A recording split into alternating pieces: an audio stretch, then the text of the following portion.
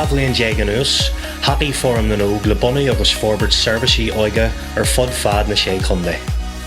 Cinnte an Forum na Nóg gur féidir le clachtúirí leas a bhainteas tríonla orínach agus iad a gul an ghlaic an do riachtanas atá teachtón cinn waithe le haicmhaí na hairneala an nearda. Leis seo, bí an Forum na Nóg ag deannaí forbairt achoimre Ghaeilge san chumha chomhaid le deis na tríonla creidinithe agus neoid creidinithe d'obair Óige Ghaeilge. Is iad ran farteacht Óige agus forbairt teanga, bunsprich na gláirithe agus an tolathair, agus tá sé de rúnógin takeíocht do thuairt na grúpaí, serviceí spreagala uathaile a tholathair do Ghaeilgeoirí óla.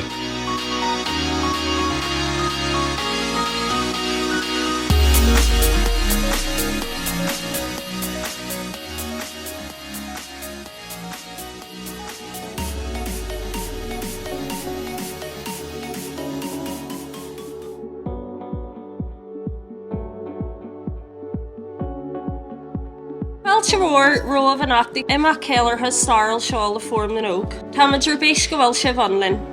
Is í páirteachas políteach agus pobl príú héimi atá an obair atá bhanógin ag Tógáil Earnáil Óige Ghaeilge ó thuaidh le 10 mbliana anuas. I think it's really comforting to see so many young faces in the room this evening receiving an accreditation in one of the courses that you've done, because for this sector to expand and grow, it's going to rely on a lot of the shoulders of you guys sitting in this room. So I do challenge you to continue forward in this pathway and giving back to youth work delivery within the Irish medium sector. I think also just to note with Forum na Nóg, I think I want to reflect exactly how impressed and how amazed I have been and how they've seized the regional development, regional project and now the regional strategic funding opportunity to really grow this sector and to really take a deep dive and look at the opportunities that the Irish medium youth sector does present for the lives of all our children and young people. So it is with great hope for the future that Forum na Nóg as a regional strategic body and all your local units that are delivering Irish medium youth work on the ground, that we continue to see this sector grow.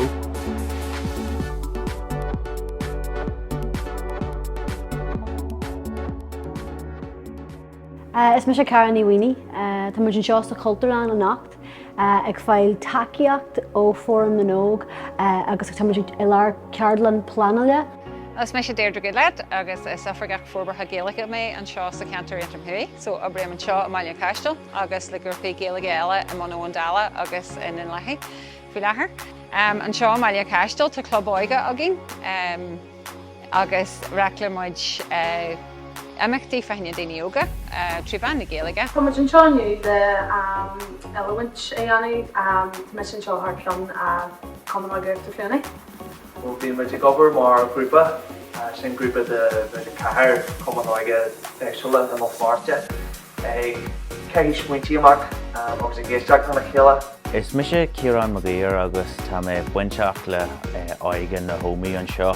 Is Virginia an soláthraí seirbhísí do Common Óige an seo ar an Ómaí. Tíodet is leis Éireann na Ghaeilge agus tá mé buinte leis an Club Óige I Maion na Spríne glór na Spéirní.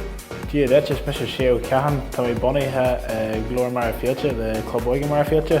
Is me sé Ethan Cassidy tá mé buinte le Club Óige Luirí Garan Tohar. Agus tá ag freastal ar an tríonal an seo le bheith ag olbhú agus ag planal don Club Óige ag toiseacht ar ríist ganbhfuil. Tá mé an seo aniu chun tuiscint níos fearr a bheith agam agus olbhú níos fearr a bheith agin do Club Óige mar féilte. Is ábhar ríthabhartha ag gcúthanna na naoine óga seo agus go mbeidh siad ábalta tionartha a bheith acu ar fálasíthe, ar fruchtacáil agus ar rialathe agus ar rialaíocht an obair Óige. Inniu tá mé an seo leis na Canairí Club Óige eile ó Slaachnaíl agus Marfialta chun plán na a chuir le chéile chun na hallhatha na dheanú don bliain seo tá le teacht. Agus tá ag freastal ar an tríonal an seo le bheith ag olbhú agus ag planal don Club Óige ag toiseacht ar ríist ganbhfuil mí man fuair. Leis na dá Club Óige eile tá ag chur smaointí le chéile agus ag fólam ó na chéile. Seo, so tá Gaelscoil an Caistel an seo sa Cantor agus tá siad mai deis a thuairt na páistí an Ghaeilge a bheith acu taobh muid a scoil is saol sosialtas acu agus go mbeidh siad ábalta Ghaeilge aiceil mar teanga beo agus go bhfuil an pobl bríomhar Ghaeilge an anseo. Tá serviceí mar seo dó chréide úsaide agus táhacht a dún mar námanna tá sé ita deachar a bheith léimnú fríd na rialathe agus a lehéid ó híomh muoineide agus nána tá sé ita casta a heiscint go dtíana ruí is fear dhéanú don cólacht don na daoine óige agus mar sin tá muid fíorbuíoch go bhfuil muid an takeíocht seo ó Fórum na Nóg. Iniu tá muid ag géirí ar gcuid scileanna fiosú le bheith mar ceannairí níos fearr. Bhui láthair tá céad fiche pláiste chláirithe linne agus bíon pláistí na hómaí ag teach ar serviceí go seachtainúil. Tá muid chur béim ar na hacuinnaí atá ar fáil Tógáil Earnáil Óige chun maiid le formuid an déas fólam fan anseo idirlín tá déisithe ag Fórum na Nóg.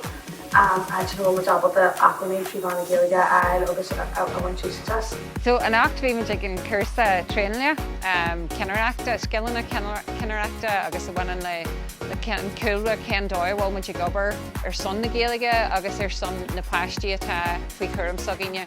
Cabhar mór gan áras a bhí in san ceardlan le Fórum na Nóg mar tá muidíine tá muid ag tró linn híon in san ceantar seo, níl muid in sanna ceantartha orbatha costal Belfáiste ach ba mhór an cuidiú a fuairmuid chun ceannairí sagaine a iluint. I dtí the teanga muidir dark muidir slanseach suntasach rud ar nua a bhí muid ag smúní faoi, but beidir nach gá muidir códóin is bhí muid abhach ar aniu. I glósanna céile towards multi dá céile agus ag coibrí agus exprágu smuotí agus exprágu sin foiinniu. A ghlaicín muid inis ón grúpa sin ar éis cuman áigeas fuí. Fásta le sin tá muid abhach na hacuinnaí atá ar anseo idirlín a úsáid chun chur leis an sláinte agus an sábhailteach tá muid deanús cuman áige. Bhain mé ansoltas níthe mar bhí coppla grúpaí ag teach le céile anseo an acht as na ceantar iomlán agus sílim gur bhain gach daine Canal tá sppraig sé muid chun níos mó dhéanú ar son na daoine óga tá ag freastal an Gaeilge agus bhain mé ansalt an díospracht agus na pointí conspóide a bhí an nacht agus bhí thula oscailte fa haine na cearta daoine óga agus na cearta teangatha atá ar fáil login agus bacór go mé muid ag obair sa trá sin ar son na fahaine na daoine óga agus go mé muid ag chur níos mó olalas acu cumáid so tá na scileanna a gin na nacht ón cursa seo bé muid abhata na scileanna sin a ransin na chéile sa phobal agus leis na daoine óga.